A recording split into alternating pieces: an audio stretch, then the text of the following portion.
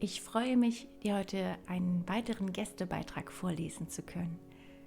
Eine berührende Geschichte von der lieben Anna. Angst überwinden. Mit Gott an meiner Hand. Seit meiner Kindheit habe ich eine riesige Angst vor Hunden. Denn ich wurde im Alter von 4 oder 5 Jahren von unserem eigentlich lieben Familienhund gebissen. Er war gerade am Wasser trinken, als ich ihn streichen wollte, biss er mich plötzlich. Wahrscheinlich war es gar nicht so schlimm, doch der Schock war so gewaltig, dass ich keinen Hund mehr an mich heranlassen wollte.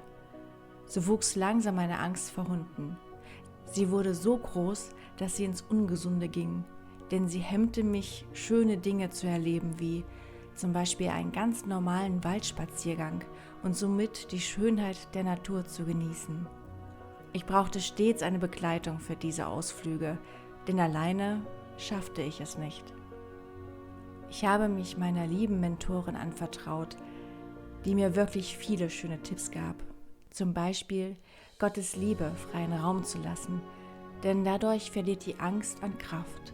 Ich bin dankbar für diese liebe Unterstützung. Trotzdem habe ich den Eindruck, dass ich Gott mehr mit in diese Situation nehmen sollte. Dann traf ich im Social-Media-Bereich eine Christin, die 2 Hunde hat. Sie berichtete mir, wie treu und wundervoll diese Tiere sind, was ich jedoch nur schwer glauben konnte. Doch es berührte mich sehr und ich wollte mit meiner Angst noch einmal mehr zu Gott gehen. Also bat ich Gott, mir zu zeigen, wie sehr er diese Tiere liebt. Ich war total gespannt, doch er zeigte mir etwas ganz anderes. Er nahm mich mit in die Situation, in der ich von unserem Hund gebissen wurde. Ich sah mich als kleines Kind in unserem Hof. Ich ging mit dem frischen Wassernapf zu unserem Hund und stellte ihn hin. Dann streichelte ich ihn und er schnappte zu. In diesem Moment war ich erschrocken und fragte Gott: Und wo warst du?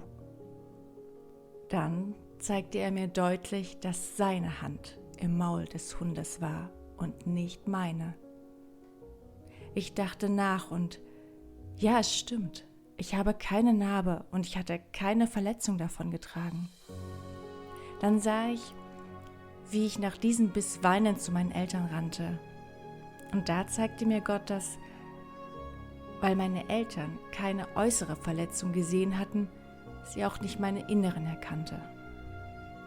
Ich sah weiter, dass ich traurig wieder zurück in den Hof ging und mich auf eine Bank setzte.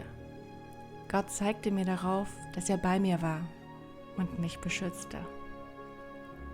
Gleichzeitig hat mir Gott ein stärkendes Bild geschenkt. Das zeigt, dass er auch heute, wenn ich draußen spazieren gehe und mir Hunde entgegenkommen, mein Bodyguard ist und er sich wie eine Art Schutzmauer um mich herum baut.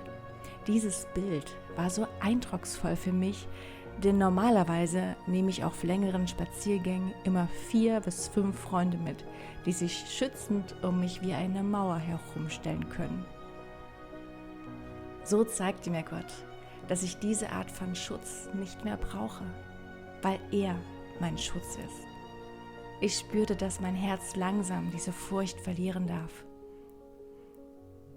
Ich weiß, dass meine Angst nicht von jetzt auf gleich verschwindet, doch der Anfang ist getan, denn Gott hält mich an der Hand und geht mit mir durch diese Angst.